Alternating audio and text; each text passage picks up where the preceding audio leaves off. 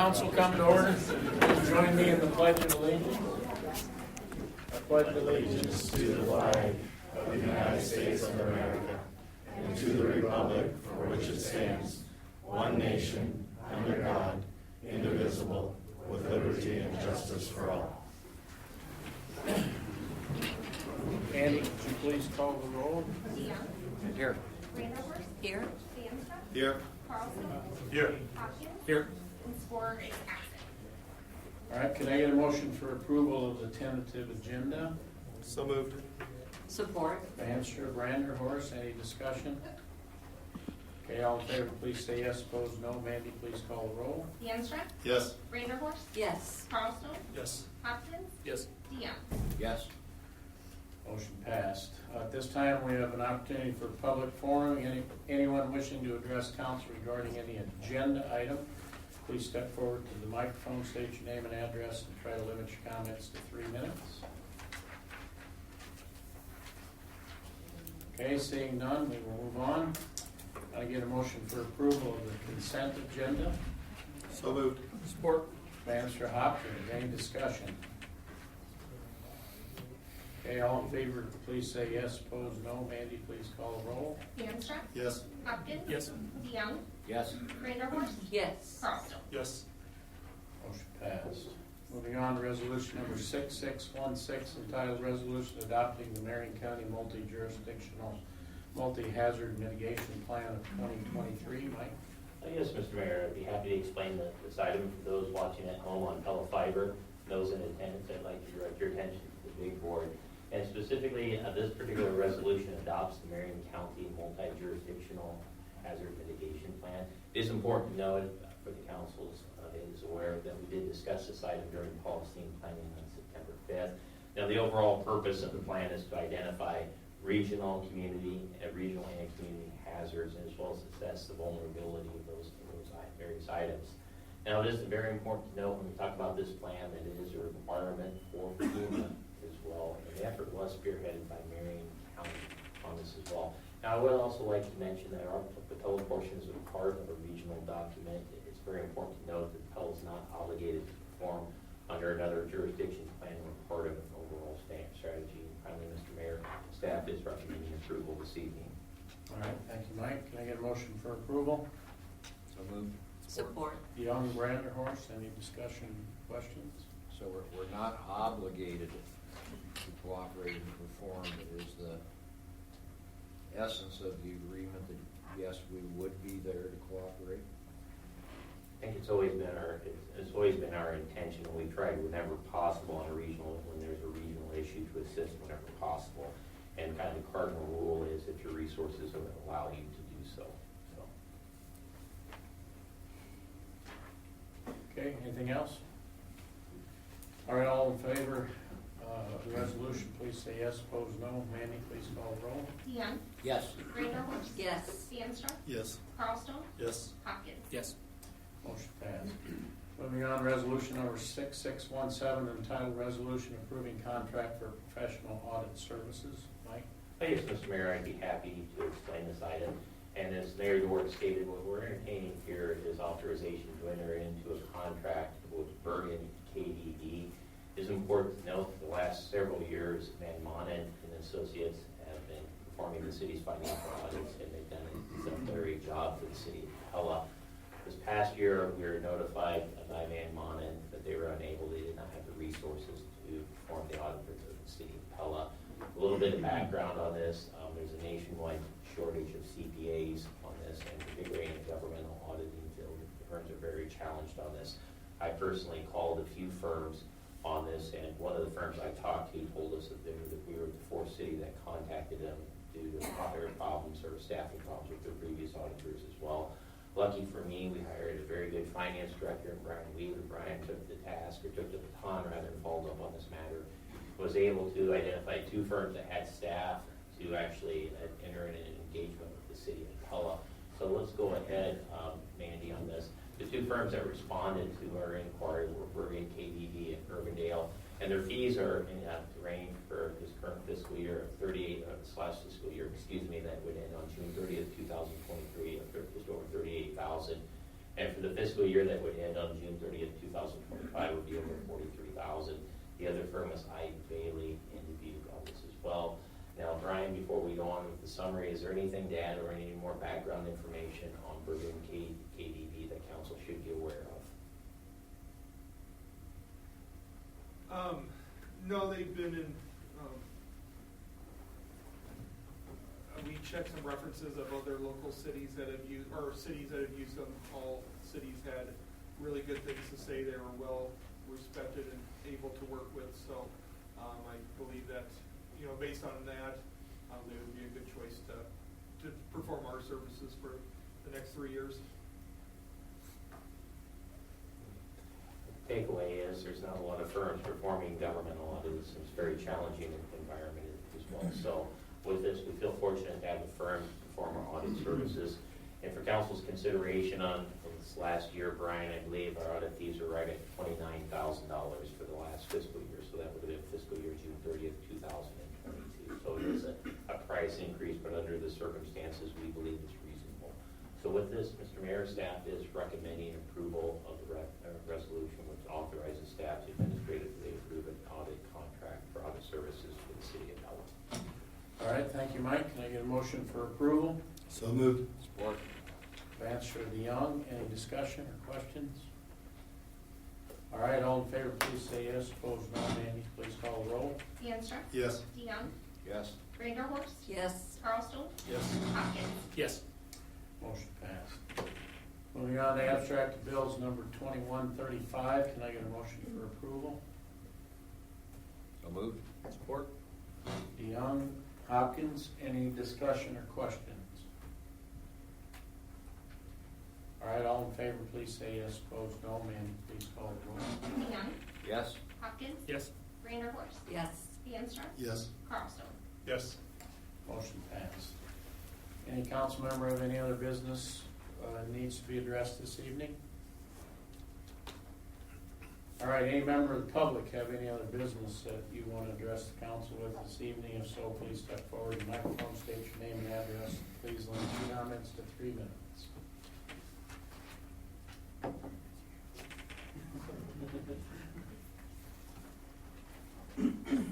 Yeah. Anna Rupert, 1104 Peak Street. Hi. I'm going to talk about chickens. I'm the gal who's been advocating for Pella to change the ordinance prohibiting residents from keeping backyard hens in town. And I will tell you that I have been met with a lot of disbelief from city officials, realtors, community members. People just cannot believe that you are not allowed to have chickens here. And that's likely because plenty of people are already keeping chickens in town, and they have been for years without issue. Some of them keep them more blatantly than others, with keeping them in clear view or with advertising signs for fresh eggs even. But the fact of the matter is zoning does enforce this ordinance, although seemingly selectively. Historically, we are Dutch farmers. Chickens are a big part of our heritage, and we love chickens here. There were chickens in the Tulip Time Parade. Thursday nights in Pella host a chicken pageant every year. I personally have not met anyone opposed to changing the ordinance. Either way, though, the city has a growing problem on their hands. Since the pandemic, chickens are trendy, and everyone is getting them or wants them. The current ordinance is worded in a way that confuses people, and whether or not the city votes to allow chickens, I believe the ordinance needs to be made more clear. You may have seen my presentation and read the petition that's garnered a lot of signatures, so I won't go into the reasons or benefits for keeping chickens now. Instead, tonight, I would like to know where the city is at on reviewing this request that was made back in January of this year, and if there's anything preventing you from adding to this topic to the agenda. Thank you. Thank you. Do you differentiate between chickens and roosters? Yes. Chickens are kind of both, but hens specifically are, yeah.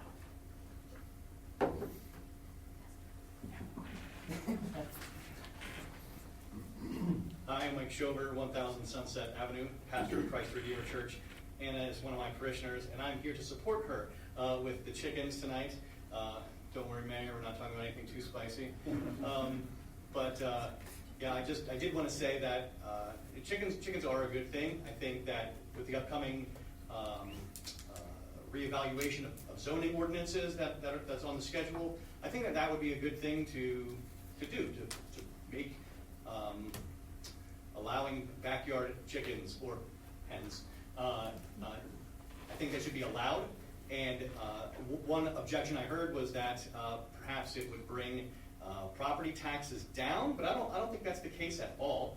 I think that with kind of the way that the world is trending in our country, and things are difficult. Egg prices a year or so ago were insane, and people got all excited about chickens. And I think that this would be a good thing for us to be able to be more self-sufficient, and to and it just promotes rural living.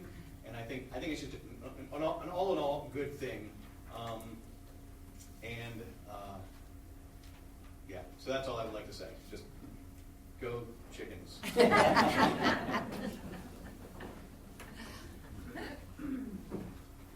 Hi, my name's Elizabeth. I live over on Meal Drive, actually. Mr. Hopkins there did a great job on my roof. He's my neighbor, and so he drives past my chickens every day. And Mayor DeWard, I know your son enjoys them, but is a mile outside of city limits. I am a chicken owner. I've had them for years. My kids participated in the chicken pageant that was put on here Thursday nights in the square, along with a lot of the other children in our community. There are a ton of chickens in town. Some are hidden, some are not, some are in plain view, like mine. I'm actually the house. It's pretty recognizable. I just tell people I live right by the soccer complex. I'm the one with the chickens. So I have a multitude of cars that pass by my house every day, and people stop. Kids like to get out. We educate them on them. They pet them. We benefit from fresh organic eggs. Our neighbors benefit from them. We give them to them. We don't sell them. But my kids eat healthy. We eat healthy. And I don't know if you guys are familiar with what a blue zone is, but it's a geographical area where the centurions are at a much higher level than normal. It's somebody who lives over 100 years old.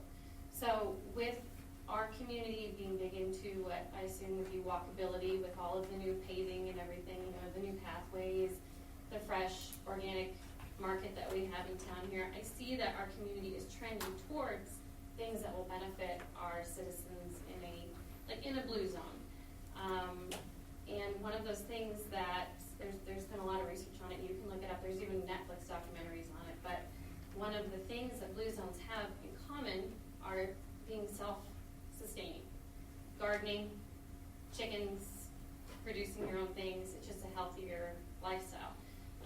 And like Anna had mentioned, I think she said it in her presentation, but the top 5 highest selling I don't know how to say this, I'm not a realtor. The top highest market values in the state of Iowa, the top 5 counties, all 5 of them allow chickens. So property value is not an issue. Coops have come a long way with cleanliness. So I guess my question to you all would be, what is preventing this from moving forward? What is preventing the council from moving forward on this proposal? So thank you for your time. Thank you. Anyone else? Sounds like we better get a chicken discussion on that. I think it I do already have a is, quick question. For that too. But we'll go ahead and take some. Anna, how many signatures did you get on your petition? I pushed it out early, and within a couple weeks, it got over 200 signatures. Okay. It kind of, I thought things would move along faster by then. All right. So I haven't been advertising the petition. All right. It's still out there for those who want to read about it, but I don't think it's been getting many signatures lately. Okay. I know that Gerald and I spent, about an hour plus.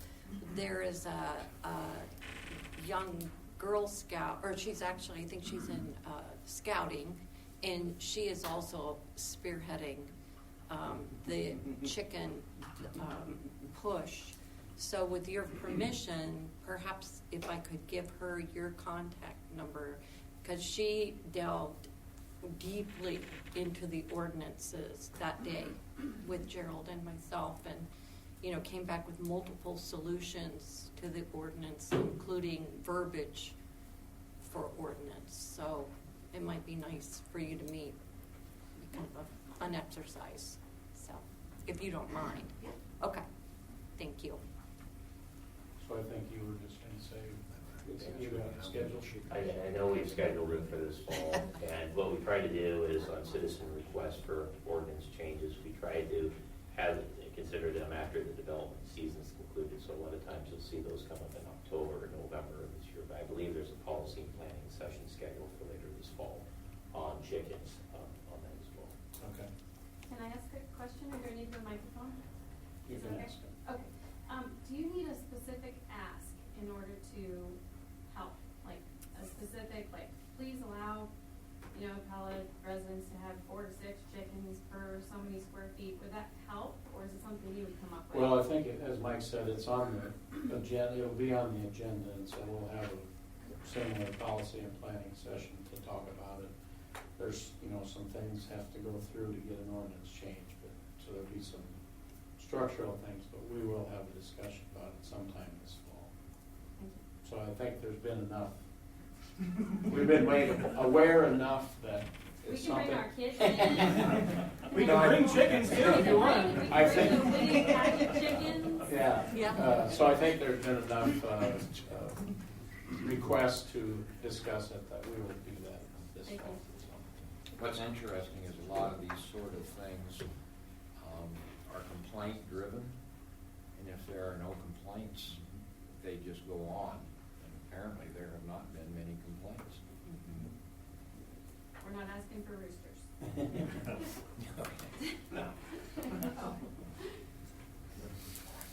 Okay, anyone else? Otherwise, we'll move into policy and planning. Okay, first item on the agenda is St. Mary's Catholic Church request regarding the upgrade of 218 place. Yes, Mr. Mayor, we have representatives in attendance tonight from St. Mary's Catholic Church, and it's our understanding they'd like to discuss the potential upgrade or part surfacing of 218 Place, that's also known as West 9th Street. Now, with this, just to orientate everyone, Walmart would be located over here, Washington Street is right over here. The segment of street is largely, it's a little bit of asphalt right here within the city limits, but largely this is a gravel road, the yellow highlighted area. St. Mary's would like to have the road upgraded to either an asphalt overlay or even above and beyond that if possible, but I think that the big request is the hard surfacing. One of the key items that we've encountered in past years is just the split jurisdiction over the road. And what we have, according to our map up here, is the orange highlighted areas represent the city limits here. And as you can see, a portion of the property is located in Marion County, this in rural Marion County, along with the City of Pella. So anything that we do short of annexing the property where we place the property, or not the property, but these properties that abut 218th Avenue, or 218th Place, excuse me, short of annexing them, if any type of road upgrade would occur, likely have to be a multi-jurisdictional project that we would share the project with Marion County or rural Marion County on that as well. So with that, Mr. Mayor, are there any questions before city staff before we come forward to St. Mary's? The annexed property, how big a deal would that be? Well, annexation, it depends on it, or it depends on the parties, but generally, they'd be looking at this particular parcel that we would have right here, in addition to the St. Mary's, along with this parcel right here on it, and depending, you know, we always strive at the City of Pella, as with annexations, we strive to have voluntary annexations on it as well, but there are other means to annexing property if the council deems it necessary as well, and we'd be happy to discuss those if you have questions on that. So the blue is the church's property Yes. lines. Okay, Mr. Huddle, been telling me for 2 months you're coming to see us. I know. I'm ready for it. I'm ready for you. Pretty excited. Well, Mike stole some of our thunder, but as you can tell, for us, we are in the blue. Half of our property is in city and half of it is in the county.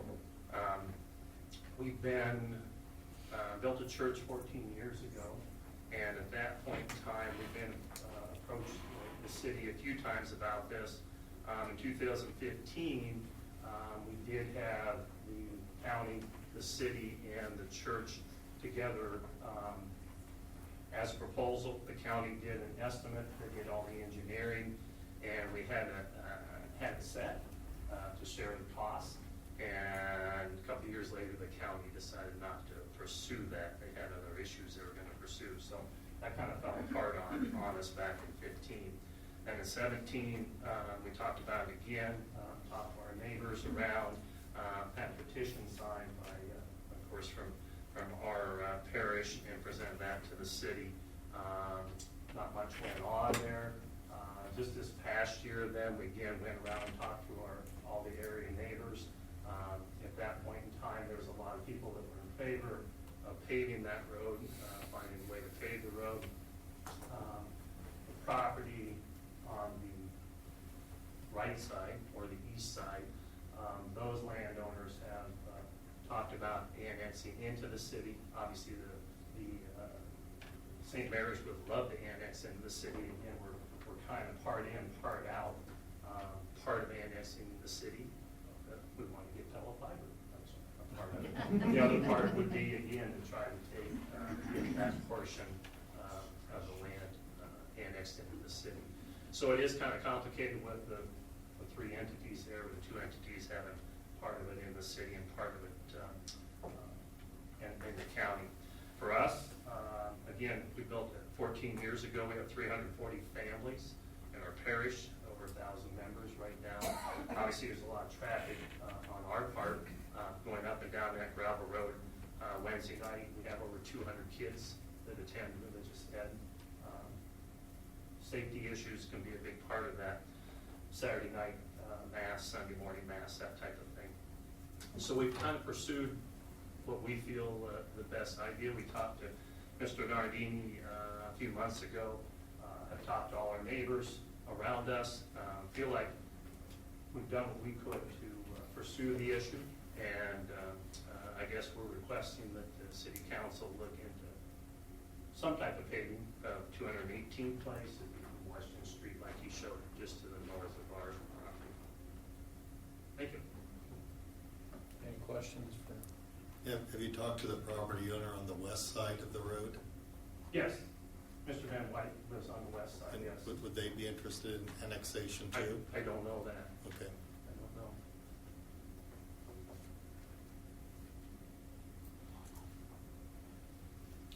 At one time, there was an offer to help finance the project from your parish. Is that still alive? There was. There was actually a split between the county, the city, and our parish, and yes, it is.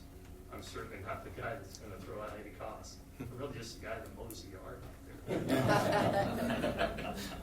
But yes, that is still in existence.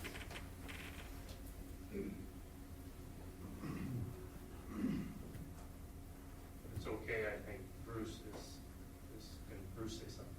Sure.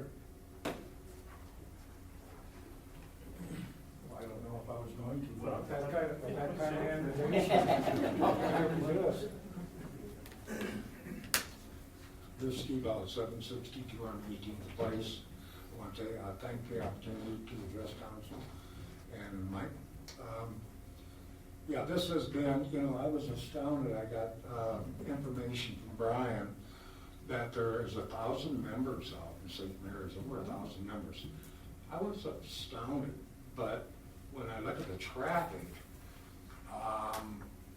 Wednesday night especially with my business, a lot of times we'll work a little later or something.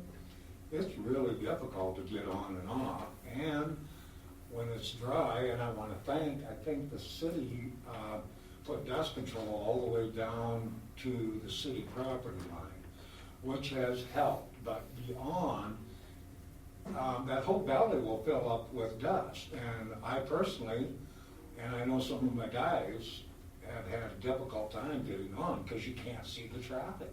It is so heavy with dust.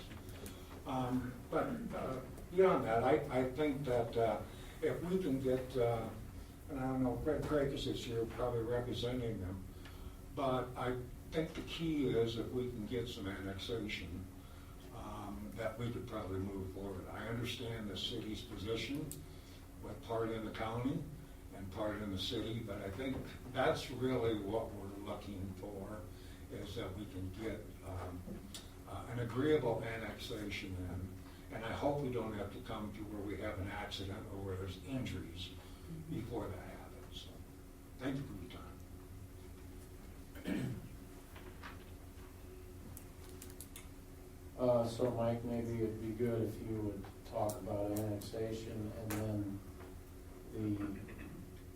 I think that Brian mentioned at one point there was a three-way agreement to do it. The county has to probably be involved if we don't get it all annexed into the city. Is that the complication then? Yeah, there's let's pick one off, and we'll talk about not necessarily the reasons why the county didn't participate the first time. I will tell you, as far as upgrading gravel roads, Marion County does have a policy that's very specific on what qualifies as an upgraded gravel road. And it was my understanding at the time when they backed out that they felt that the church and the membership in the daily traffic didn't meet their policy for upgrading gravel roads, and also their cost allocation on the project as well. So looking at this, we have worked with the county before on upgrading roads. A good example is if you look at the public sports park and Old Highway 163, that's a similar project where you have a considerable amount of a portion of that roadway that is in rural Marion County, along with, it's about 50-50 similar to this portion of the project.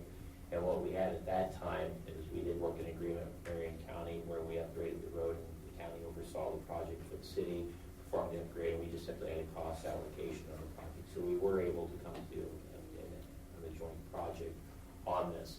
Now, as far as annexation is concerned, with the city, a couple cardinal rules. Any type of annexation is you can't create islands on it, so the properties pretty much have to be contiguous to the city limits in order to avoid islands when you get into these types of issues.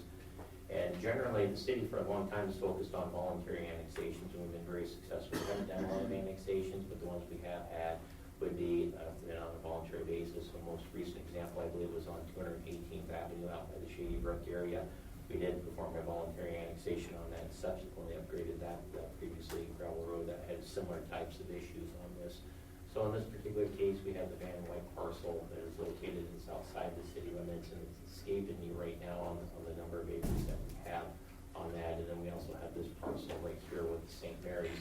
So in order to have an annexation, we pretty much require all three of these parcels to be located or to be a part of the annexation. And a good rule of thumb, not a good rule of thumb, but according to state law, there's, of course, the voluntary annexations. If we do have a voluntary, by the time we get all the property owner petitions, you're probably realistically looking anywhere from 4 to 5 months for approval by the state on a voluntary. There is also what's called a non-consenting voluntary annexation, where the city could annex up to 20% of the non-consenting property owners, but that would require 80% of the property owners to be consenting, or 80% of the annexation land area that you have. So depending on what you're talking about determines how many property owners would be involved in this.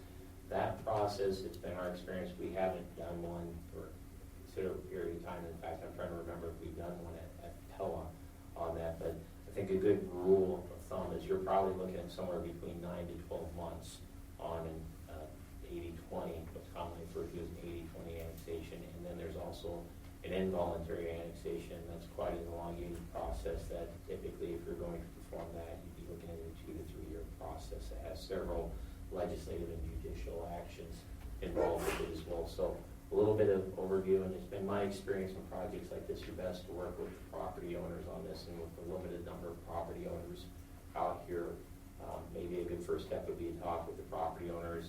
The second item that staff could always do is follow up with the Marion County engineer and bring this project up again and see if Marion County would be willing to consider the project as well. So those are the two options. They both can be done in conjunction as well.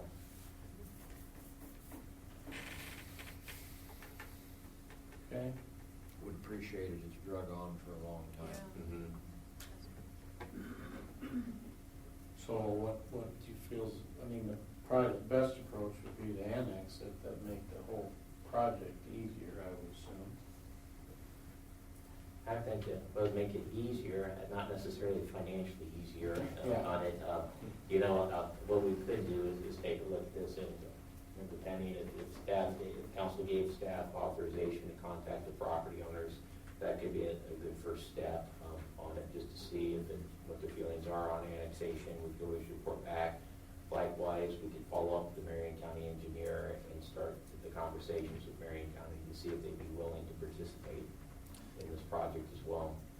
I would say the better way to go would be to get Marion County to do a joint thing that they pay for half of it, and then we annex it. Yeah.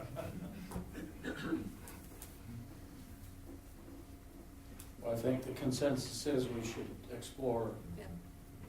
moving forward with it in some way. Probably either of those options are up for discussion. I don't know if Marion County's, I don't know what their criteria was that they pulled it back after the first time. If they've changed, if their criteria's changed, I suppose we can ask. Yeah, there's no harm in contacting both parties and following up with both parties on this matter. You know, truthfully, if you're looking at some sort of annexation, by the time you meet with the property owners, get the information, it's never a straightforward process, usually it takes time.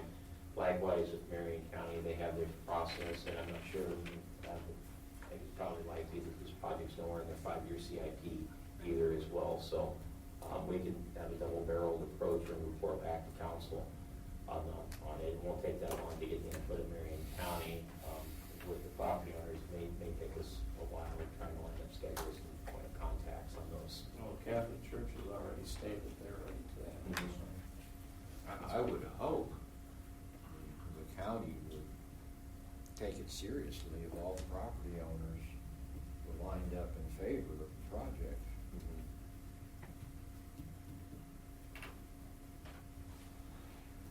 How much money are we talking about?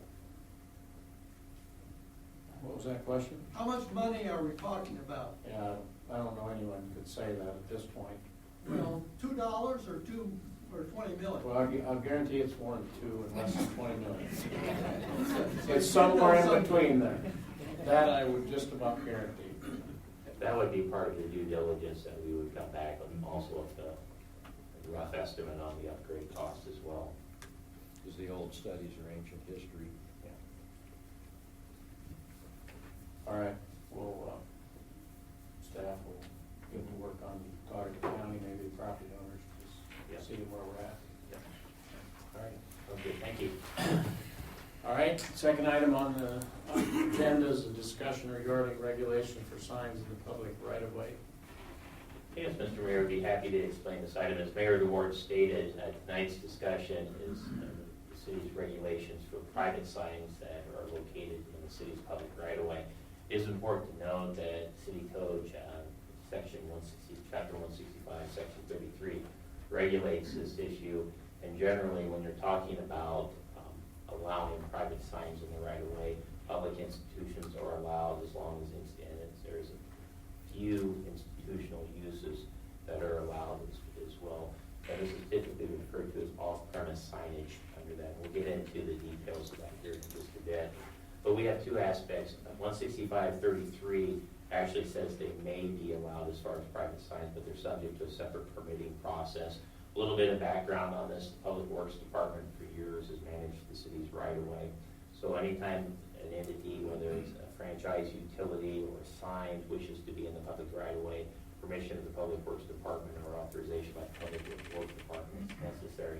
In this particular case, in 2003, the City Council adopted a resolution that was meant to provide guidance to the Public Works Department as far as allowing private signs in the public right-of-way.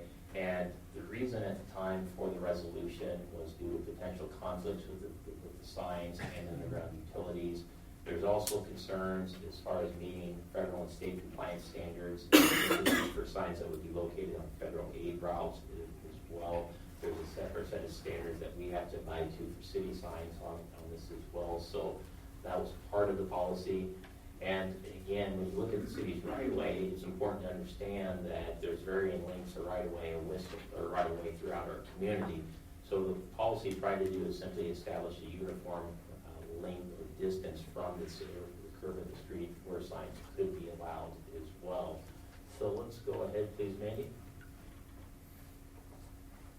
Now, last year, on this, the Pella Historic Trust applied to place 2 signs on Main Street near the intersection of Main Street and Lincoln Street.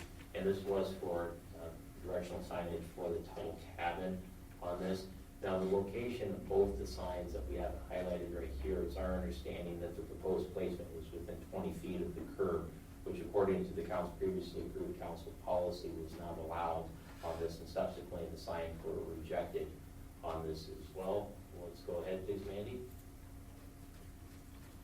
We do have a summary of the policy that guides the where the signs can be placed, but generally it's broken down into 3 zones. Zone number 1 is 15 feet from the street's edge, and the council adopted this policy in 2003 and basically gave 18 months with all private signs that were previously located at the time that were located within 15 feet of the curb of the street were removed, and no new private signs were allowed in that area. Now, private signs that were located 15 to 20 feet from the street edge were removed by April 2009. Those new signs were allowed as well, but the existing signs, so private zones and the sign were removed by April 2009. And then, as far as zone number 3, that identified where private signs could be placed. It was basically 20 feet from the edge of the curb. We also required at the time a hold harmless agreement to allow the new signs to be placed within 20 feet of the street or the travel portion of the roadway. So let's go ahead, please, Mandy. Now, as far as entities that can place what's called off-premise signage, and they're allowed to off-premise signage, we generally have museums, libraries, community centers, churches, schools, parks, golf courses, recreation entities. And so, again, this list of what entities can place signs off-premise directional signage is what is referred to under the zoning code. And specifically, the city code says that may be placed within the public right-of-way on this as well.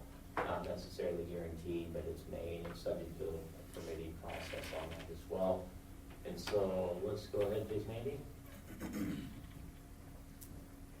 Now, in summary on this, there's as far as the discussion, what we're looking for tonight is we want to answer any questions council may have as far as allowing private signs in the public right-of-way, the distance requirements that Public Works has enforced for years on this matter, and ultimately we're looking on this matter, we're looking to see if there's any indication or any support for moving this or adjusting the policy on this as well. So with that, Mr. Mayor, I know we have representatives from the Pella Historic Trust here tonight, including Mr. Bob Zalstra, that I'm sure would like to address the city council on this matter. But before we turn the floor over to Mr. Zalstra, is there any questions for city staff on this item?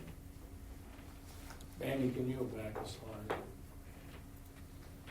So museums, libraries, community center, church, all of those can have signs in the right of way. Do we have examples of some of those in town? Danny, are there any? They can be, but they have to meet those previous restrictions. That's the kicker.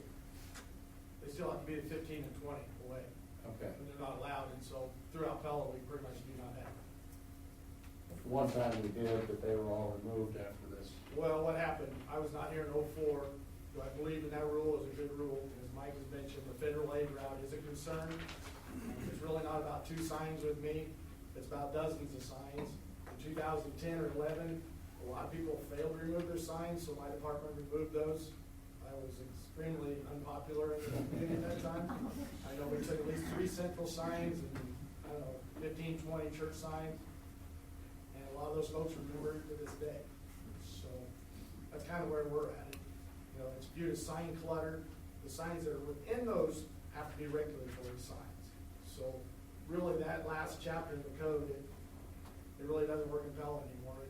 It probably ought to be removed because they're just not that way. Yeah, I was just going to say it's kind of conflicting, the resolution versus this, because as it's bolded there, may be placed in the public right of way, but really they may not be. That should have been removed from the code at the time the other resolution went in. So maybe it should have been by ordinance versus resolution. I don't get into schematics there, but I think the intention of the code was to give flexibility to place them in if it was not, I think the overall intent, as long as there wasn't conflicts with utilities, but it didn't govern the distance of where they may be located on it. What we've had is a regulation of the utilities by the Public Works Department. A resolution in 2003 that was approved by council was meant to give guidance to Public Works and regulating the public right-of-way sign placement. So when was the ordinance approved? Was That would be a question. Was that before or after the resolution? It might have been before. It would have been, okay.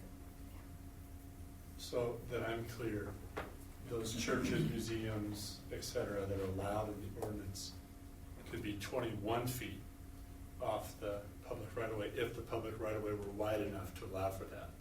But the resolution precluded anything inside 20 feet other than regulatory evacuations, whatever regulations allow.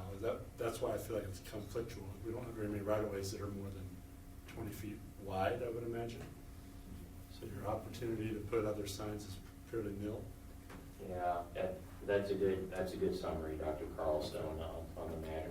Now, as far as the right-of-ways are in excess of 20 feet, I wouldn't want to speculate. One that comes to mind would be... There would be some slivers here and there that might comply with that. But then you start picturing, well, that sign that's clear up by somebody's front stoop, that's not right either, and who's gonna see it, so. In this day and age, I argue too, everybody's got GPS on the phone, they probably are on the dash of their car. Signs are becoming a thing of the past. They really are. Is it just the post that has to be outside of right-of-way, and are there rakes that couldn't have a finger pointed to? Well, Because there's the an schools- obstruction in two ways. The post is the first obstruction measured to. The sign itself, by regulatory rules, has to be above 7 feet. Well, that idea is so you don't, even a tall fella can't. I appreciate that. on the sign, so. Doesn't say the sign can't go back from the post a little bit, back towards the street.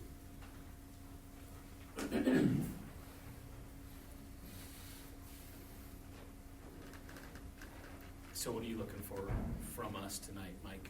Ultimately, I believe we're looking for direction on this policy and whether we should consider potential amendments that would allow signs closer than 20 feet on it within the right-of-way. Well, the real issue is, in today's world, there's so much stuff buried in the right-of-way that whatever we do has to recognize that right-of-way is as busy as the street. It is, can be difficult placing things in the public right-of-way. When you look at the amount of utilities that are underground, there's numerous conflicts, potential conflicts. Have we had requests for this that have brought this to the table? We've got the historic Pella Trust that we have, and I know traditionally it has been an item as far as directional signage on this in the city. Actually, during the last comprehensive plan update, we actually had a sign committee that looked into potentially the city directional signage program on it as well, completely separate issues. So it has been a hot topic in past years. Recently, with that Pella Historic Trust, I'd have to ask the planning and zoning if there have been other requests to place signs in the right of way from any other entities. We have not processed any in recent history. But the churches will be back as soon as they see a crack in our armor. And it's only, that's only fair. So then by federal guidelines, you can allow a whole bunch of private signs if you create another policy where they all have to be a certain size, certain color, certain font. And then the Fed will recognize those private signs sometimes within the hazard zone of that 15 feet. And the other thing that came along about, I think shortly before that resolution was passed, every wooden posts were even out. We all had to go to Telespar. That's the steel posts that have holes in both sides, so they break away easily.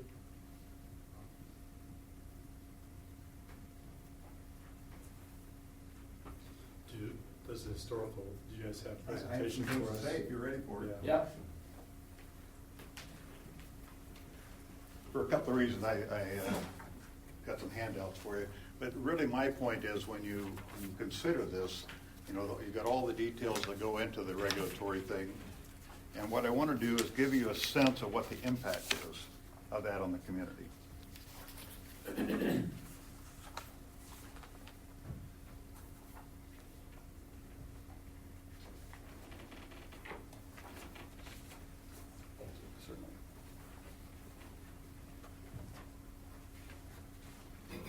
Anyway, for the council, I mean, this is not a brand new subject. I think I've been here twice on it.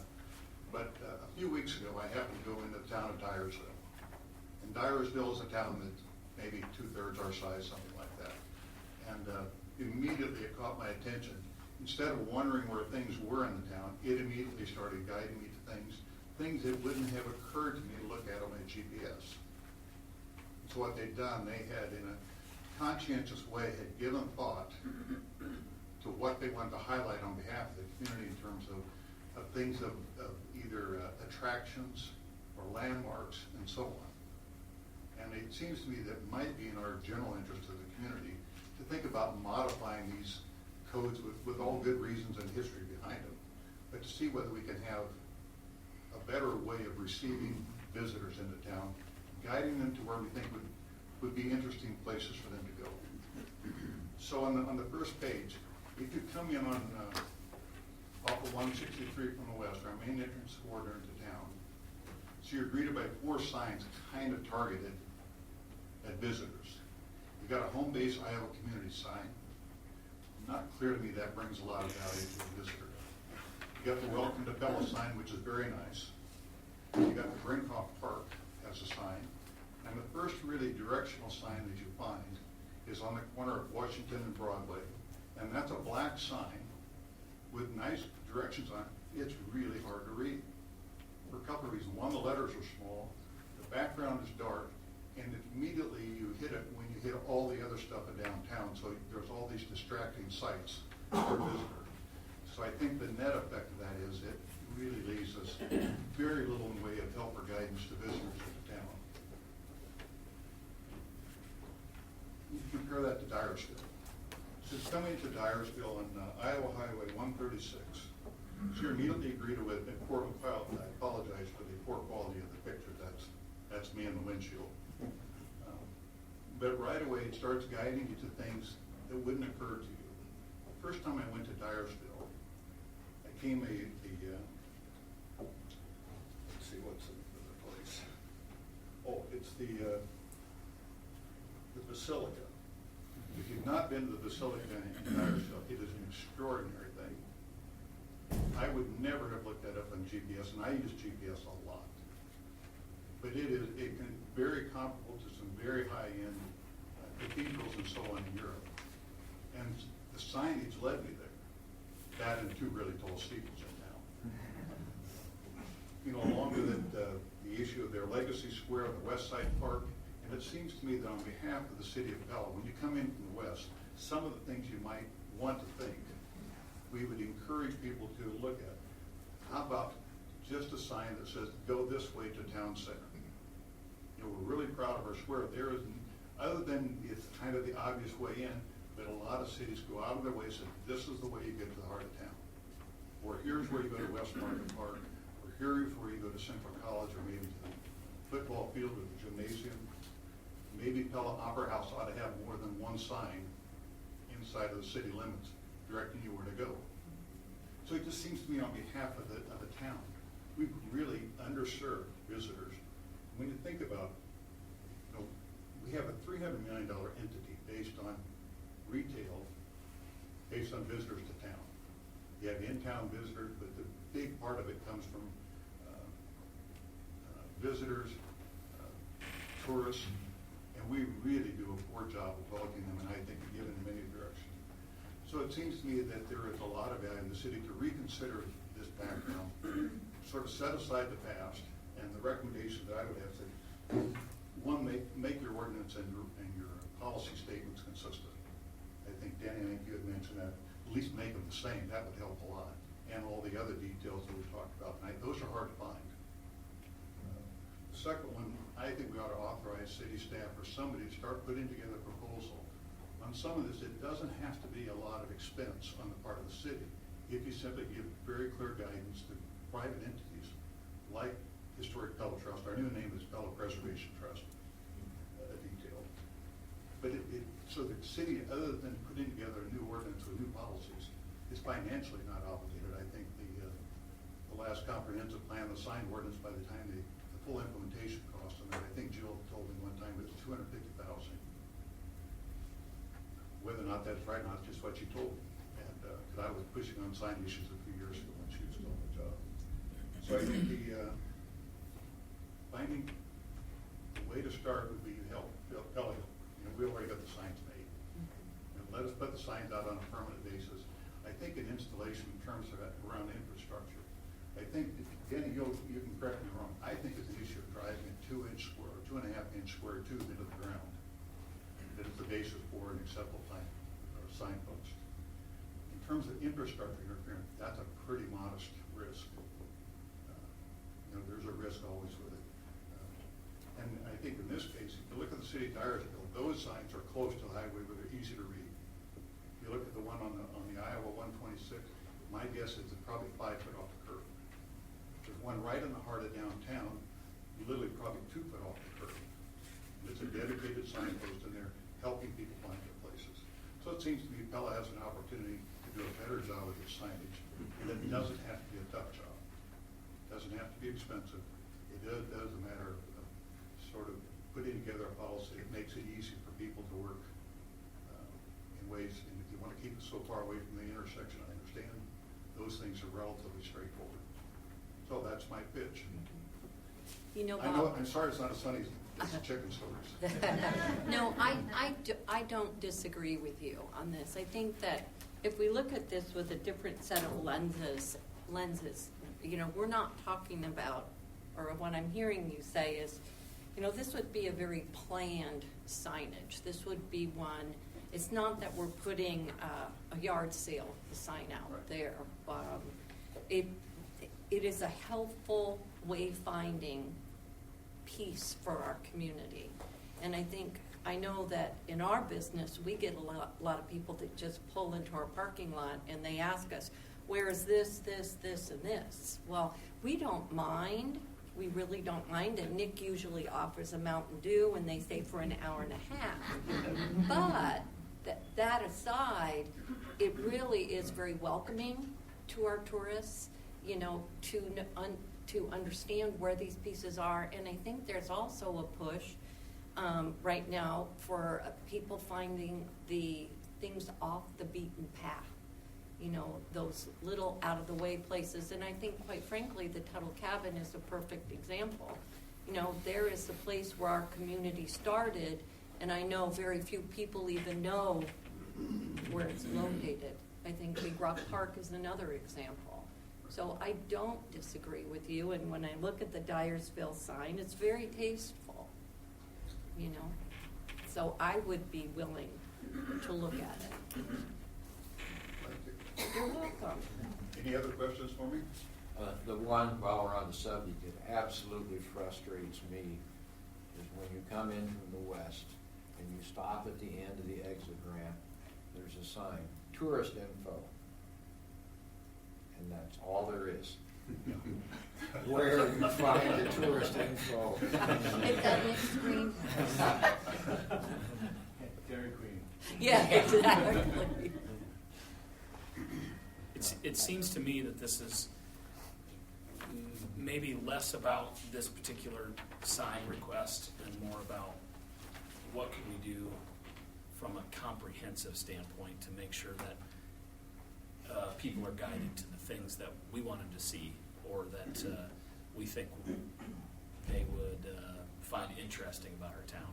So less about one particular sign, any one, but This is just actually, an example. this is an For a example. general policy. Exactly, yeah. I would also add, I think the wayfinding signage is really important, but I also think we could do a better job doing it digitally so that Waze and Google Maps and things are, because a different generation uses that instead. I think both are needed, but I think a comprehensive review of this is wise. If you go on Google Maps and look on, you come into town and an attraction near Pella or attraction near me, it's kind of a short, disappointing list. Yep. So we actually, at Pella Preservation Trust, we've hired a company now to see whether we can get like the Tuttle Path and Morning Walk, we can get those up posted, but it takes work and it takes money. So Denny, on that 2003 resolution that spelled all that, those distances, was that done by a federal guideline, or where did those different zones come I'm up pretty from? confident it followed the Federal Highway Administration's guidelines, yes. And what are any ramifications for going outside of that? Well, yeah, currently every year, I'm a member of the Circuit Group, Central Iowa Regional Transportation. The City of Pella gains right now like $220,000 a year. It's always subject to taking that away from us. We're not following the guidelines. A good example of that, back in the Obama days, we had the Obama money. I forget there's another name for it. We had to have something shovel ready within 60 days to apply for money. We did an asphalt mill and overlay on South Oskaloosa around the corner, or on Main. And they come to town, all we were doing was mill and overlay. We weren't going beyond the curb, and they come to town and they ding us. We had to add 26 handicap ADA ramps. Made absolutely no sense, but they do come to town. So, they do look at these things. Will they ever come and find two signs? Probably not. The other issue too, when we took them down, and you touched on Mark about that sign out there, there's a couple others in town, and nobody maintains these things. When we tore those down, it didn't take a whole lot with some of them because they hadn't been painted in years, the posts were rotten. The whole load probably wouldn't even have burnt that well. It was just, they've been poorly maintained. There was a couple by the Dairy Queen, and somebody mentioned Dairy Queen. I don't know if those two are still standing. One of them points to downtown this way. And years ago, it was said like this, we couldn't get ready to straighten it up. Remember? And Doug Reagan tried month after month. And right at the moment, I got to drive that way home to see if it's even standing there. The big brown one that's? Yeah, is it still there? Yeah. I think they finally straightened it up. So Danny, if the city by policy would do something, is there room to be a lot more relaxed on this thing and still comply with federal guidelines? Bob, I've been in Dyersville. I was through Dyersville Sunday evening. I know what you're talking about. I would almost So trust you're they have a just ignoring program. it, or- I almost trust they have a program that gets the federal, because they do have a lot of them. Right. I personally don't like sign clutter. I think it's a waste. And if we go back to allowing everybody back in, every block's gonna have 4 or 5 signs. And churches, another great, out-of-towners come to funerals and weddings, and we've all done it. You're running late, you're gonna barely get there on time for the bride, walk down, you don't know where that church is at. So they've got a good argument. And think how many churches we have. So think how many signs that is. But I think on behalf of the community, you have to draw a line somewhere. But in terms of certainly the business impact and economic development impact, it's a lot about looking after tourists and visitors and highlighting things that you want on behalf of the community to catch people's attention. When I go to town for a funeral, I know the name of the church, that's an easy GPS line. When I go to Dyersville looking for the toy factory or the Field of Dreams, it doesn't occur to me that I want to go look at the church. The sign got me to the church. I don't know whether we have any churches here that are worthy of being a tourist destination. My guess is no. We got some wonderful churches. They're just not tourist born and started as tourist destinations. And I've thought about this, as you brought it up for quite some time, Bob. The other issue in Pella, I think we're unique. Most of our historical stuff's all within a 4 or 6 blocks area. Yes. So all of a sudden, we didn't have signs going this way, all within these 4 or 5 blocks. Because none of ours are 10 blocks this way or 6 blocks this, it's all just, we're pretty focused. A lot of it's downtown. And the sign you referred to, those black ones, those were done years ago. I don't know, Mark, you remember, those were pedestrian, those came in as pedestrian wayfinding, so not meant for cars. Yeah, I was gonna say, I don't think those are meant to be read out of your car, those are for people walking around. Because you're right, in your car, you can't really see it. There's another federal regulation, the fonts have to be more than 5 or 6 inches because you don't want the sign to be a distraction. In our world, we want people to drive down the street safely, look at the road, not worrying about where they're going. They should look that up and follow the road signs or the street signs that are at that 5-inch font. And that was dictated around that same period too, because we even had a lot of our own that were smaller font. And all those went out, now we're at 5 or 6. I took check my manual morning. But Danny, if you think Dyersville might be a model that we could follow, at least explore and see if we can do it. They might be, or they're at risk. Well, no, I understand, but I mean, I would think, that's not an not a crazy place to start. When I pull up attractions on here, it shows me everything that we have. Does it show you the Turtle Cabin? I have to look, but. Right. But I have to go under attractions near us, and I go looking for Turtle Cabin. Go look for Turtle Cabin, you'll find it. That's not the point. If you look on the track. So, Yeah. I'm getting mixed signals here. We want to take some time to explore. I'm just wondering if there's a way to, I understand both sides of this issue. Is there a way to just make it, what do I want to say, way signs, or, not advertising a church or doing that? I don't know. Mayor, along that point, if I could just add one Yeah. thing. Council's interested in the city directional signage program, we'd be happy to look into it, but a good place to start would be the work that we've previously done on the sign. And We've looked at this before. yeah, and, I think it'd be wise when I heard it is, Mr. Walter brought up a good point on that having the policy. The policy is the key issue, because what bogged down the committee the first time was there were a number of entities, and, rightfully so, we have a lot of things to showcase in our community, but when you think about the items that you can showcase in the community and try to directional signage from basically Highway 163, it got to be problematic, and what we ended up with is a considerable number of signs. And so if we were to look at it again, I believe I heard Mr. Zalstrom talk, that you'd have to have a pretty tight policy, and that'd be the key thing up front, because there's a number of entities that would desire to be beyond the directional signage. But that's something that we could provide a good summary and a good place to start with it if we wanted to look on the directional signage program.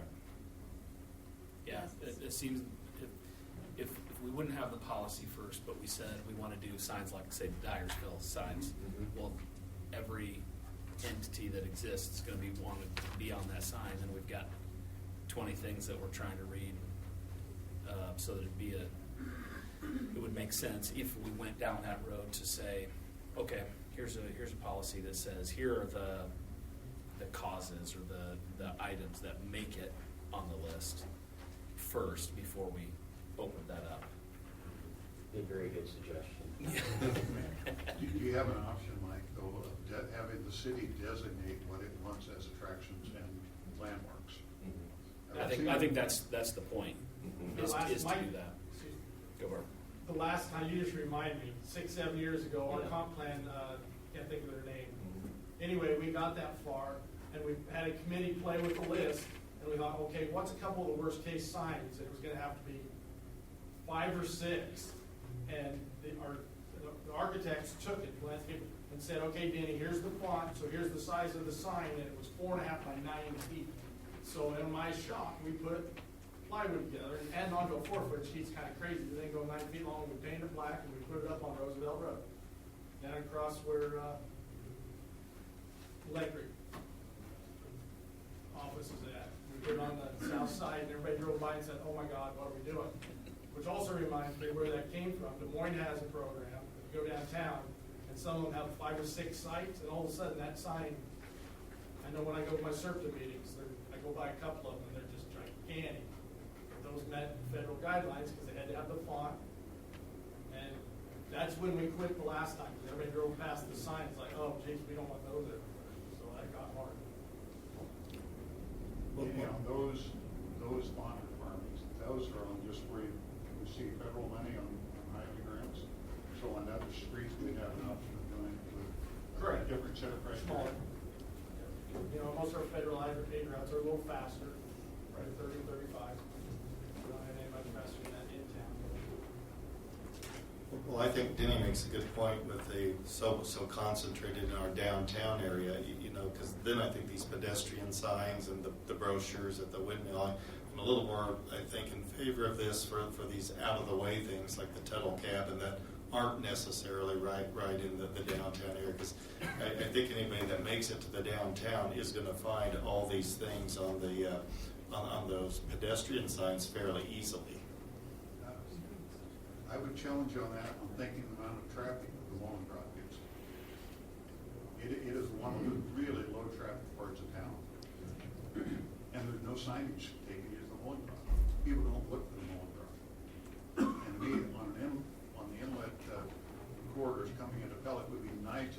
come and see our bowling ground. We spend X amount of dollars on putting it in place and really don't highlight it.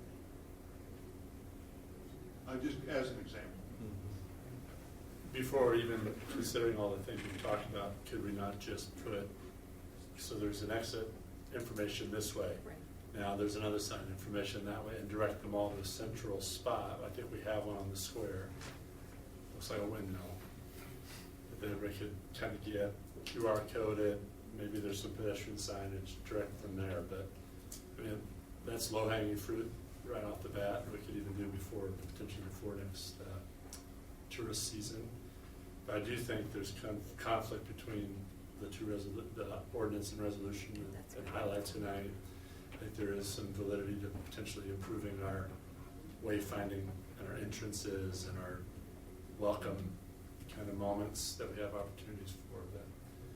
That seems like simple arrows. They don't have to be 9x4s, but gets everybody consistently to at least the square. Then they find information from there that can be very pedestrian, because you can walk to Tuttle, Sunken Gardens, on and on. But that can be done with QRs or like we saw in your presentation. Part of the wayfinding is the journey, I think, for visitors too. So getting them out of their cars and walking to places would be fantastic, especially for the businesses between. So, anyway. Enough. Thank you. So Mike, make the notes to take something away from this, direction. I think council would like to follow up on this, Yes. further into both the wayfinding signage program, and then two, let me just ask the question, would you like us to revisit the private signs and look at the distances for the right of way, or would we just want to focus on the wayfinding? Well, I think most of the people were talking about the conflict in the ordinances and the resolution and trying to clean that up somehow. We gotta draw some kind of a line between private and public. Right. You know, you could classify historical things like Tuttle as public. Maybe. There's not enough time in the meeting for you and I to talk about that. Yeah, I agree. I think let's clean it High up. school, elementary school, we Yeah, have how many schools? but I think that we focused mostly tonight, and most of the discussion was about tourism. Right. So right. clean it up and let's focus on tourism and getting tourists to know where to go, particularly to our historic site. That's what I'm hearing. Emphasizing on the corridors of our community. Okay. All right, let's move on. Proposal to nominate historic fire station to the National Registry of Historic Places. Yes, once again, I'd like to direct everyone's attention to the city board for a brief discussion on the request that we actually have from the city's Historic Preservation Commission, and specifically our Historic Preservation Commission is requesting to nominate the historic fire station to the National Register of Historic Places. And basically what the request is this evening on it is to prepare an application. The cost of the application to prepare the application is roughly $5,100. We do have a private donor that's willing to contribute $2,100, and they are requesting $3,000 of city assistance for the application on this. So with that, I believe I recognize Bruce in the crowd. I'm not sure if Rhonda's here or if there's another member from the historic. Lorenzo's also here from Okay, the Historic I Preservation apologize. Commission. So thank you. And yes, I actually have some good news. The donor is willing to provide $2,600, so we're only looking for $2,500 savings. So there's a 20% savings right there. Just by having me walk up here. But our fire station, I think, is well deserving of a place on the National Register of Historic Places. It was home to our first city council building, and actually our second city council building is already on the National Register of Historic Places, the building with the cement dogs out front, just a little ways up Main Street. So, the Historic Preservation Commission is tasked with finding not only historic districts, but also local landmarks that would are suitable for recognition. And certainly, I think our fire station, our original first fire station, fulfills that. Built in 1882. It also housed the city's first real jail, because there's any questions. If that is certified as a historical site, are we gonna be on the hook for rehabbing that hose tower? No, so, and actually, that's a good point, Mark. The hose tower itself is not, would not be part of the National Register. Because the hose tower is just a replacement, it's not a replica of the original one, so it would not be eligible for it to be part of the. Because we haven't even been able to find somebody to work on it. Yeah, so, and the Historic Preservation Commission's had several discussions on that, and one of the things we would like to do, we have one or two photos of the original hose tower, and if anything, we would like to replace what's there with one. That's significantly different from what's there now. Architecturally, yes, and Miranda could maybe speak more to that, but yeah, this one is different enough that when the historian came down to look at the fire station, she did not think that the hose tower would be eligible. It's in itself. How long the process is that? You gotta file the application and. Yeah, she would have to write up the application and submit it, and I think is it like once a year or twice? There's 3 state national review committee meetings per year. So depending on when she gets her research done, when she gets her first draft in, they're reviewed as they come in, and so she can get scheduled, within as early as 6 months, depending on how much research needs to be done. A year is pretty standard. Yeah, I think probably a year is probably a good estimate. Seems like a good thing to Yeah, me. it does, very good thing. Bruce, is there any thought, and maybe this is just pushing it a little far, but once this gets on the National Register, is there a thought that you could push this to a museum level so that you would have a higher ability to perhaps extrapolate funds if we took it here, but then with the thought that perhaps we could take it up one step? Once you're And on then, the National Register, you qualify for a number of different grants and Right. other opportunities, so you could apply for a grant specifically for educational development of that resource. Right. So it already is a museum on the main floor. It's not a very nice museum. It needs Right. to be way more user-friendly, especially if kids are touring that area, and so you could apply for grants to cover, to assist with those right, types of. and then perhaps even for the replacement, the historical replacement of the hose tower. That's I'm always pushing it a little bit. more questionable. Yeah, okay. This was put up in the 80s. It was funded by the Gulfstream Foundation. It's a pretty poor quality replica in terms of It is, and it, how it's been, or how it's held up, I yes, suppose. yes. So, yeah, I mean, a replica would be nice. The original building as it was constructed didn't have a hose tower. The hose tower was added later. So depending on what historical era you want to go back to, it doesn't, you don't need a hose tower at all. Okay. Well, that's good news. So this is kind of to me, a postmodern light on a beautiful building. Okay, good to know. I'm glad we're having the hose tower, because as you know, it's rocky. Oh, yeah. Extremely bad. It's probably gonna have to come down. Last 2 times we did it, I begged people from the Des Moines market to come down, and everybody's scared of it. It's kind of a balloon construction It is, inside, yeah. and you can only strip one side at a time, and it's gonna wiggle while they're doing it.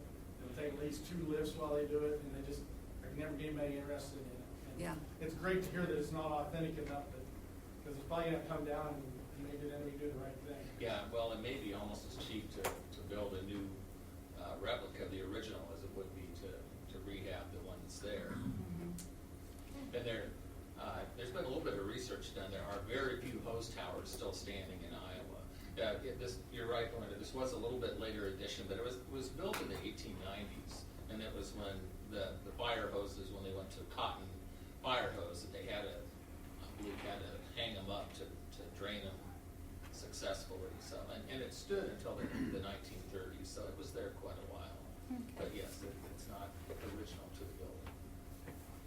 actually a replica, so this building has those hoses hanging there, but there's no mechanism to show how those would have been, you know, how those would have been actually raised within the hose tower, how that would have functioned, and so in terms of educational value, like this is not doing much, and it could do so much more, if it was done correctly. Yeah. This hose tower never was, so.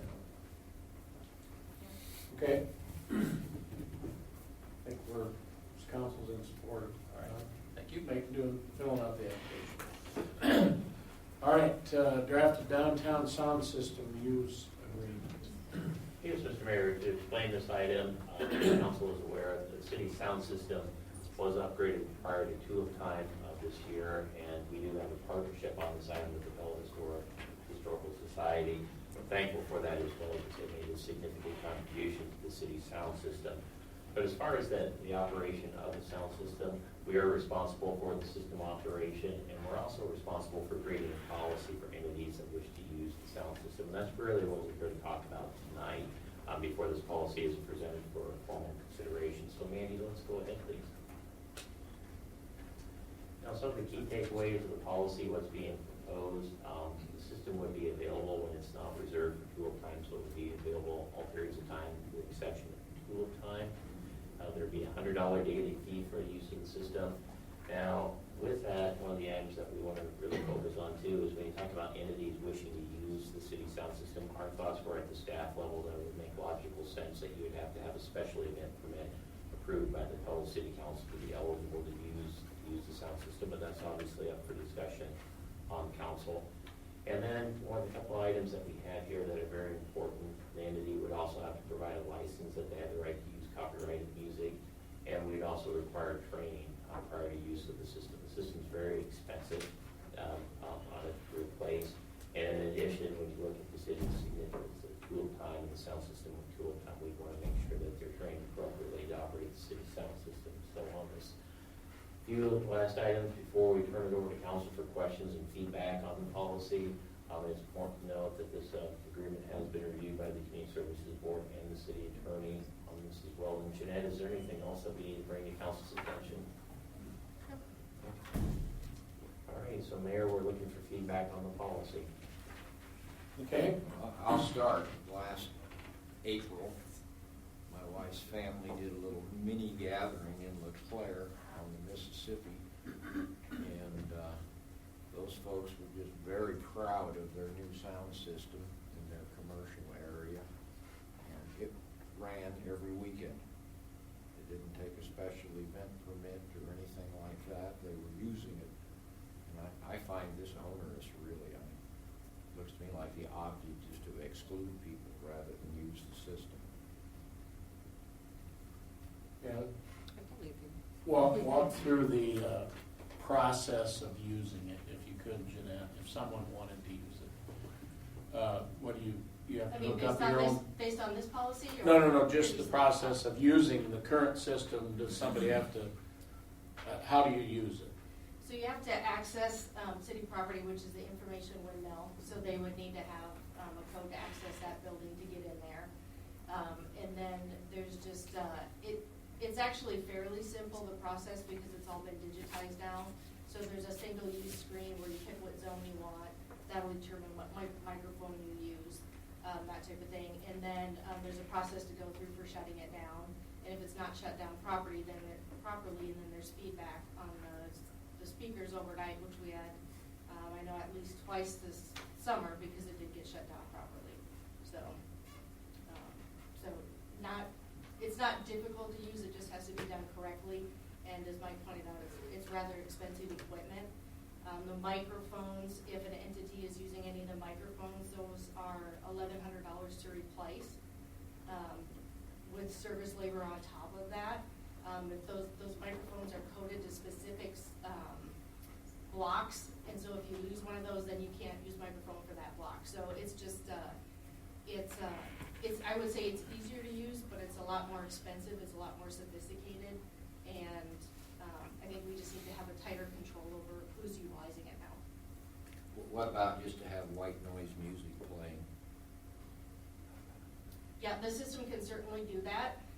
Whoever is responsible for doing that has to be licensed to be able to play copyrighted music.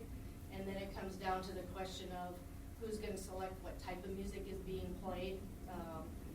I did suggest some hours of operation in there just based on some other codes that I've taken a look at for other communities.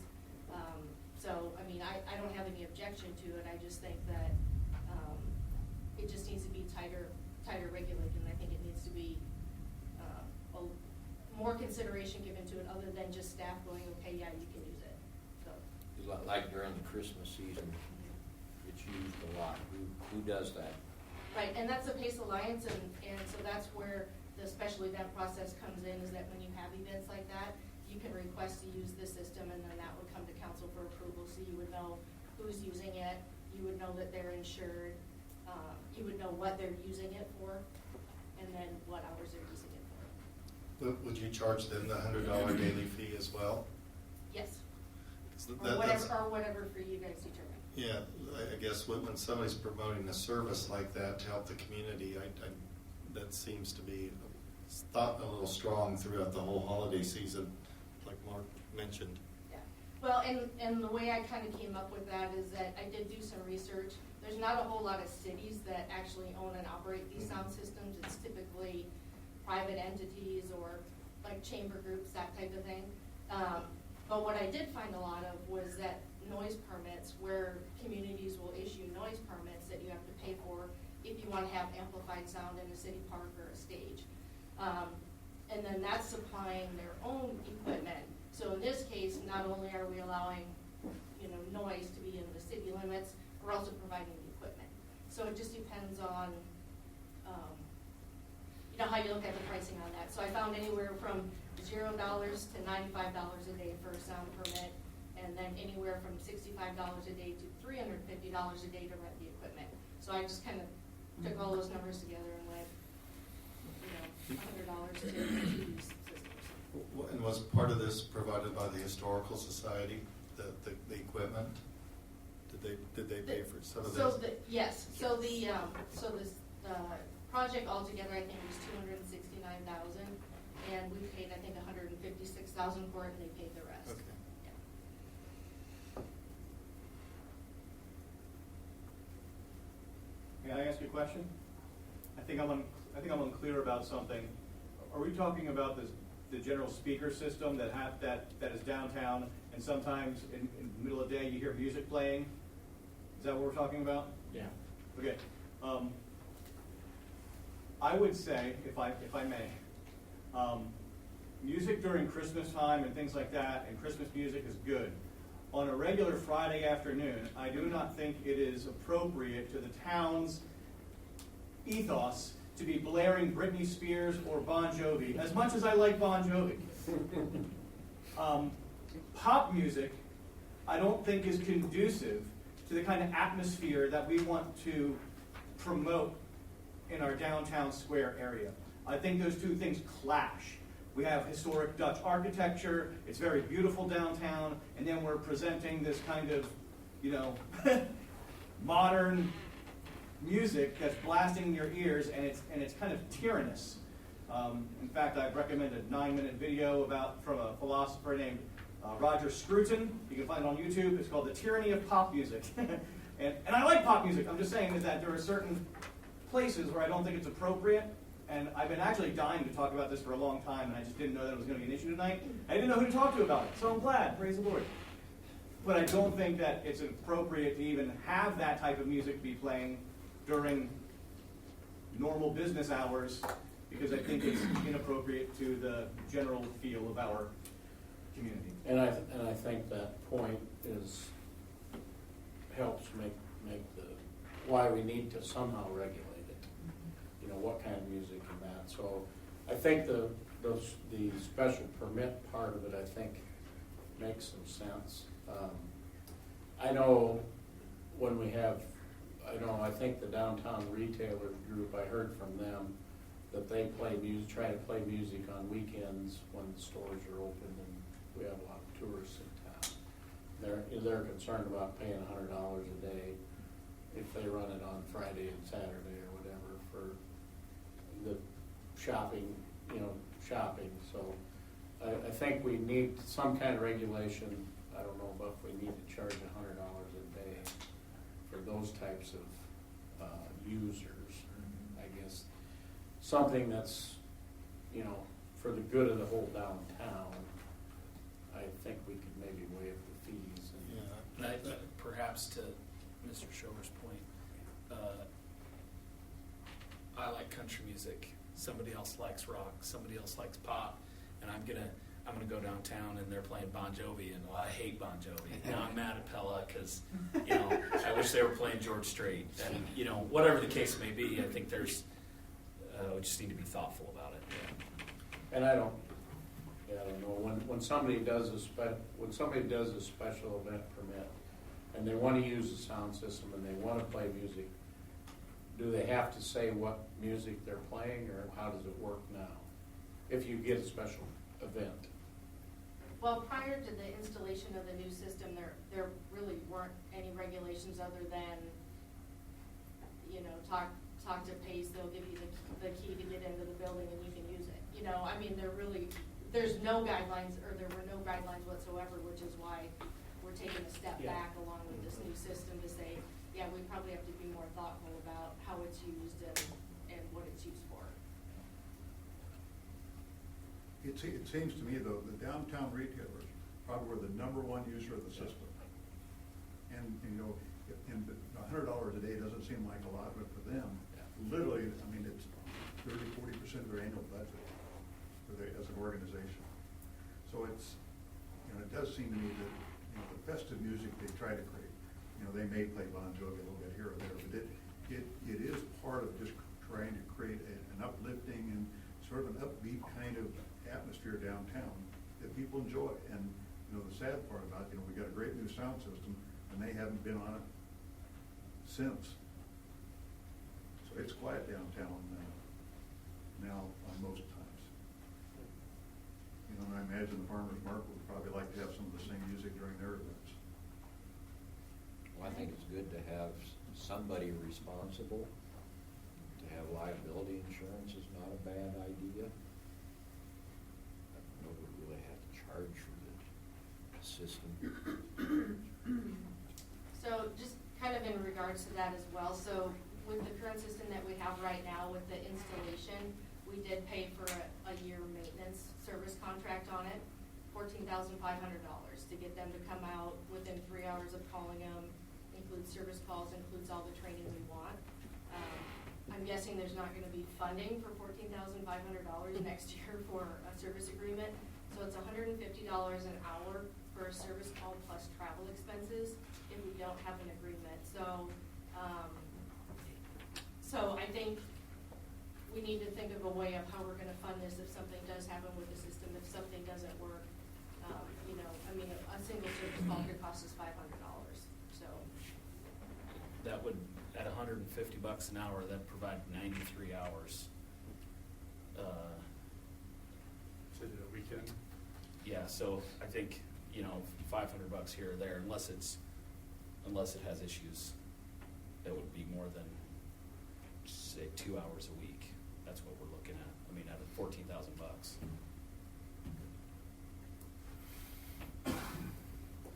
Not to be the risk-averse one of the group, but the content, is there a regulation? Is there an ability to regulate content in a public square? I think that seems like a really slippery kind of position. So if it's public and there's a process, I don't even mind having a little fee associated, just to have a little bit of a process to sit and do the training, et cetera. But pick group of choice that you don't agree with, and they want on a Saturday to read poetry and rent the system. Or nothing is poetry. I'm just trying to come up with somewhat of a neutral topic. And now and they want all 5 zones. And so you're saying I should charge $500? there's a guy or gal with control on the, you know, fingers on the volume knob. This is wrought with prickly pears, and so I think we all know what we want out of it, but I think we also, in this public forum, need to consider the things that we don't want out of it as well.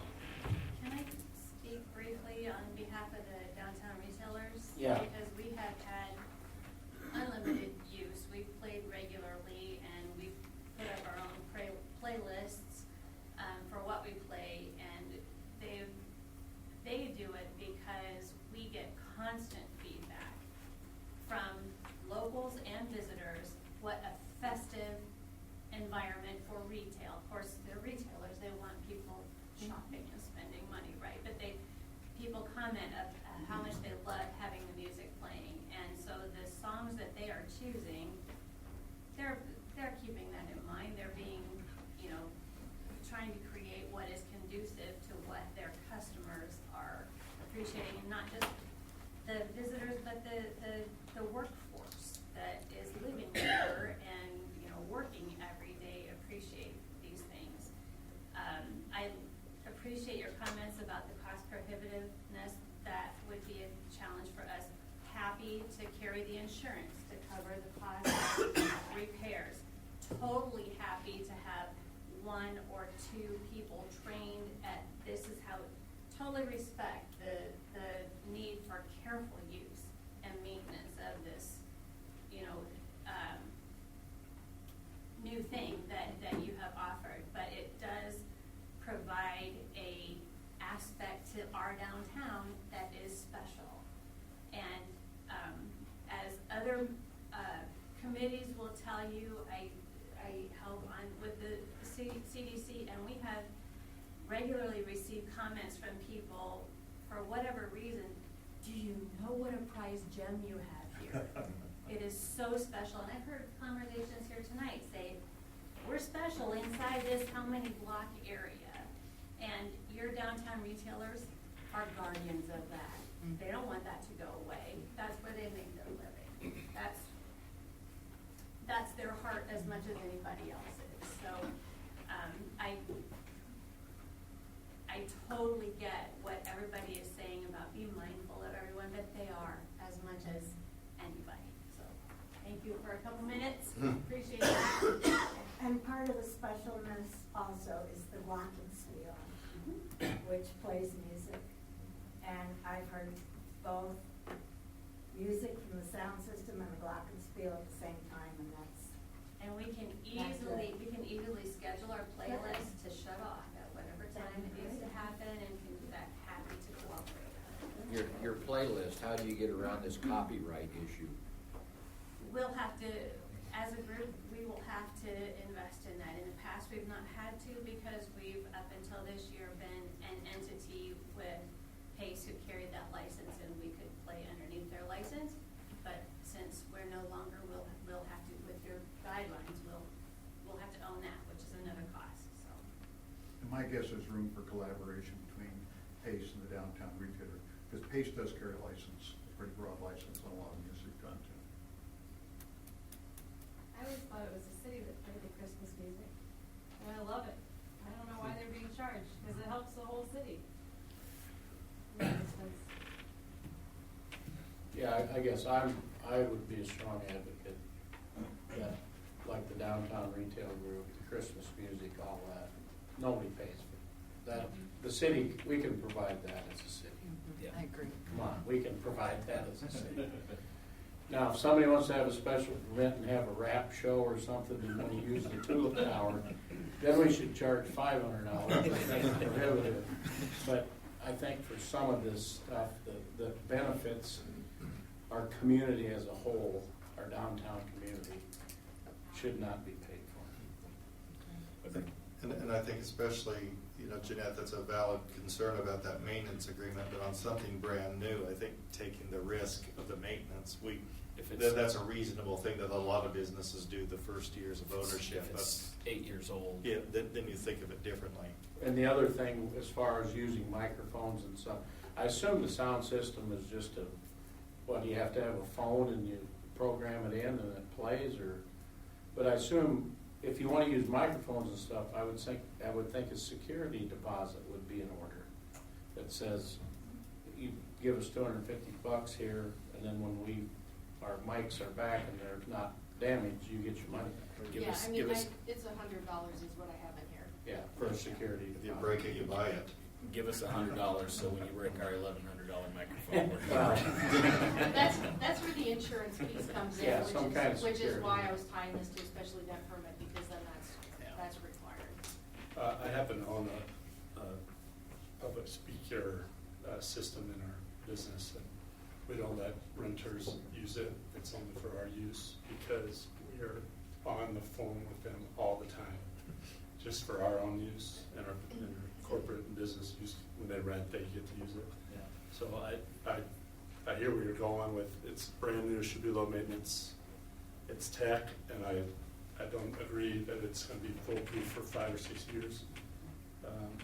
And again, I have a little bit of a hesitation with the requests that might be coming if we allow certain populations to use no charge and other populations to use with charge. As much as I love Christmas music like the next person, but Could you create a frequent flyer plan? You know, the Yeah. more often you use it, the better deal you get, maybe? I don't know. yeah, Just I trying don't to think be it has to be a hard and solution. fast fee, but I do think there needs to be some hurdle to doing it, otherwise, the insurance may be enough of a hurdle.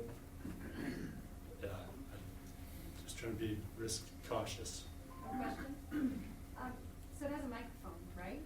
So you can But just they're speak? 5.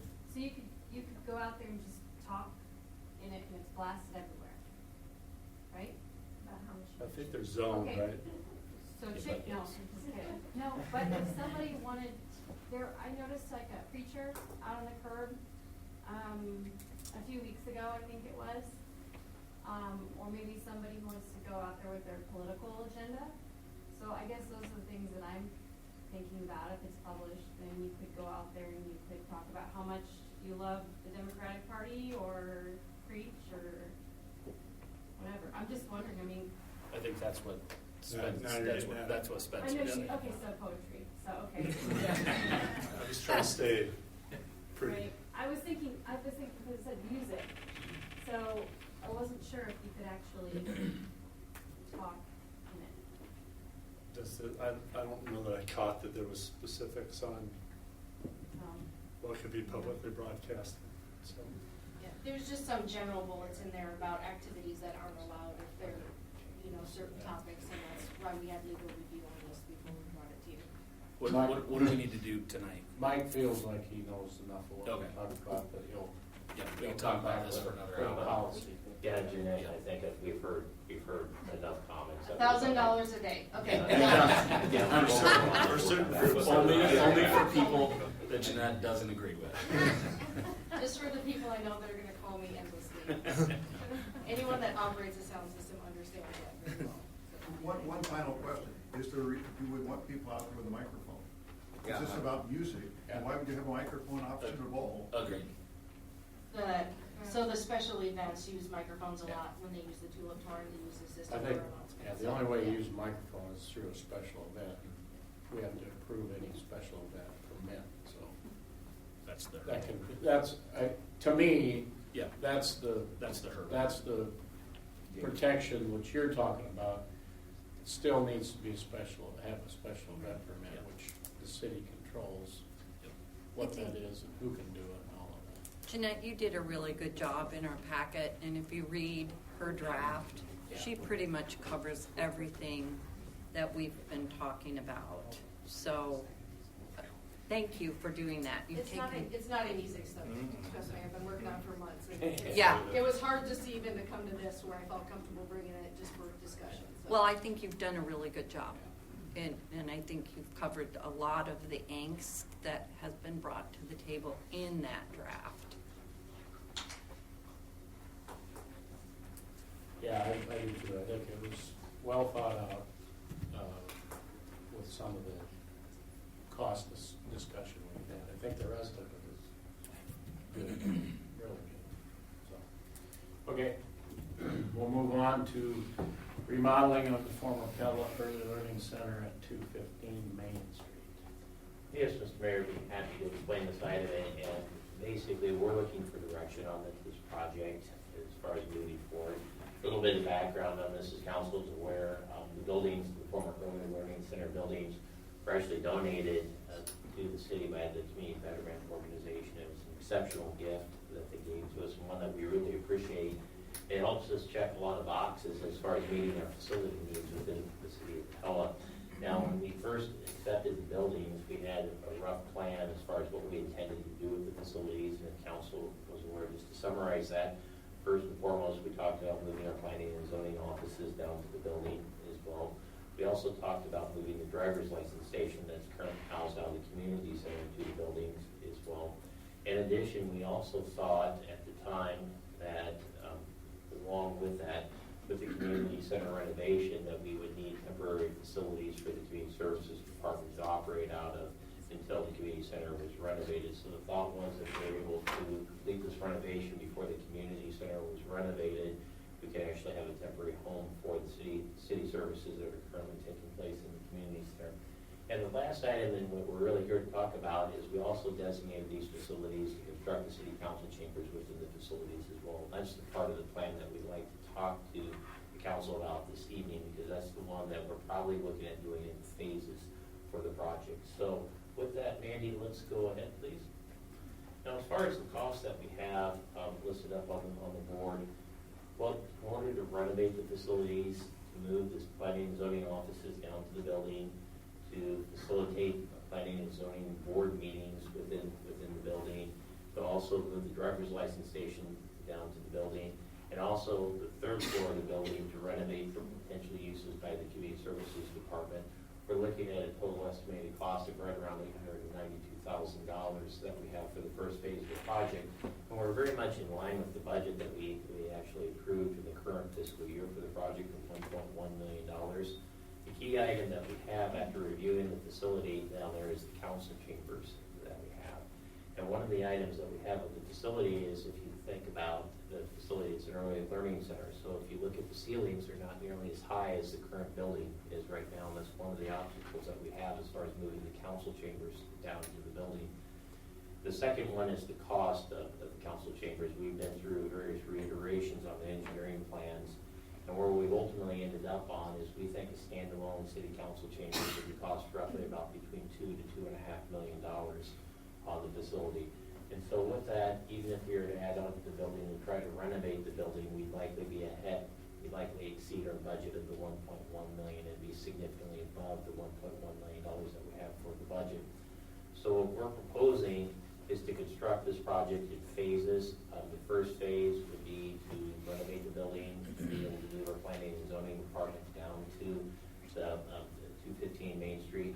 In addition, we would also hold most of our planning and zoning board meetings at that location as well. Some other items that would come along with that would be the Iowa driver's license station that would go down in phase 1 as well. They're currently operating out of the community center. In addition, we renovate the third floor, and that space could be available for the community services department to operate while the community center is being renovated.